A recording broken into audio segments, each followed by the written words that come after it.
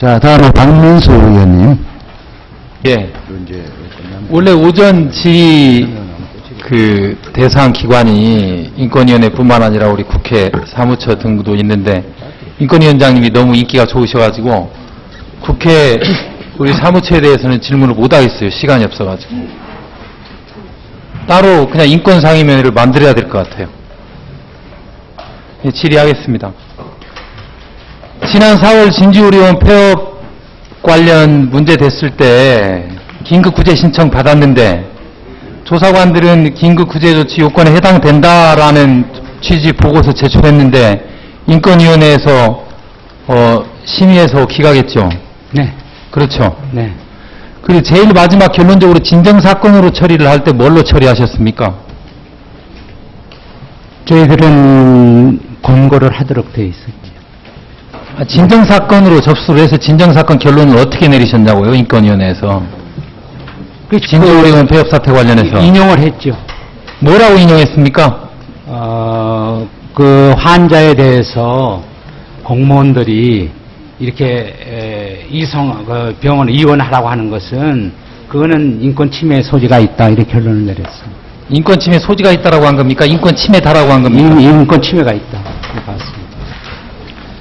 그리고 그 이후에 국회에서 공공의료 국정조사 특별위원회가 있었죠. 네. 그 주요 진행된 내용에 대해서 아십니까?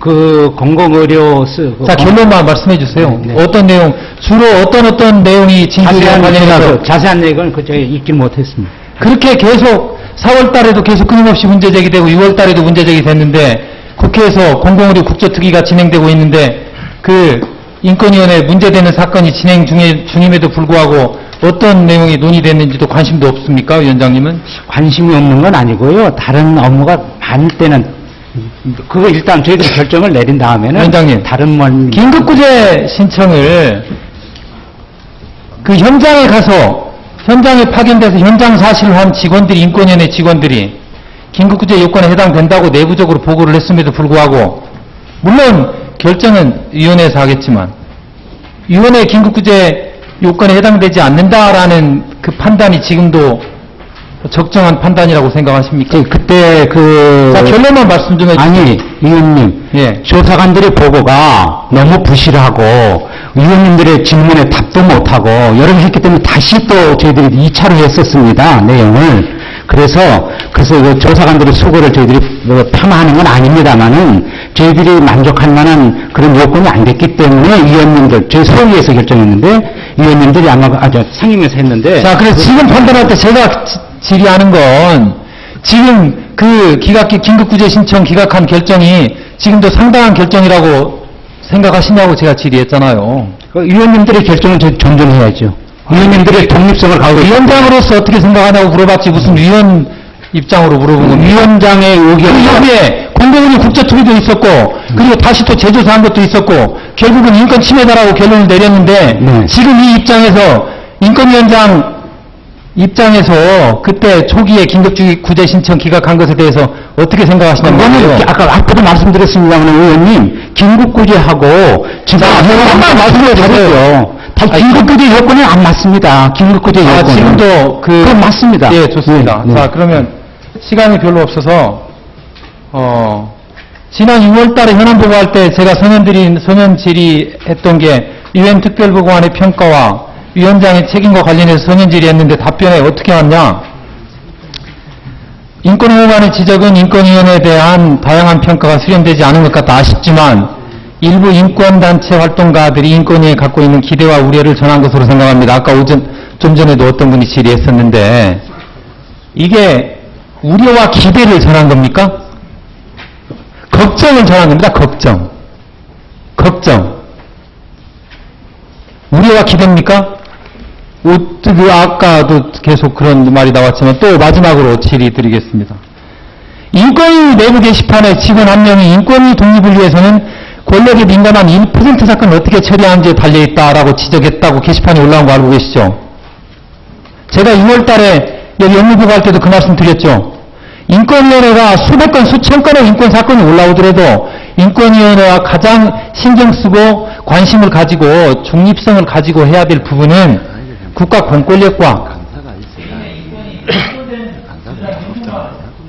그래서 이 진동위원 예, 말씀하세요. 예. 제가 6월 달에 말씀드렸죠. 수백 건, 수천 건을 아무리 잘 처리했어도 그 1%, 0.1%에 해당하는 공권력과 개인의 기본권에 관한 문제에 대해서는 엄격하게 중립성을 지켜야 된다고 말씀드렸죠. 내부에도 이런 지적이 있고, 그리고 직원들로부터 과연 우리 위원장님이 어느 정도 신임받고 있는지는 모르겠습니다. 비판받은 것이 이번이 처음이 아니죠. 그런 내부적으로, 공식적이나 비공식적으로 비판받은 것이 처음 아니죠. 네. 답변을 평소에 많이 있습니다. 그렇죠. 연임 반대까지 받았던 적도 있죠. 네.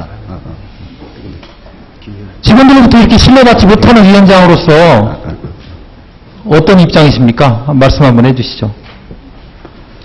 앞에서도 말씀드렸습니다만 독립성을 지키기 위해서는 법과 저희가 보는 인권에 대한 기본적인 인식, 여기에 충실해서 업무를 집행해야 된다 생각을 합니다. 법과 인식이라고 하는 이것까지도 논란이 있는 거죠.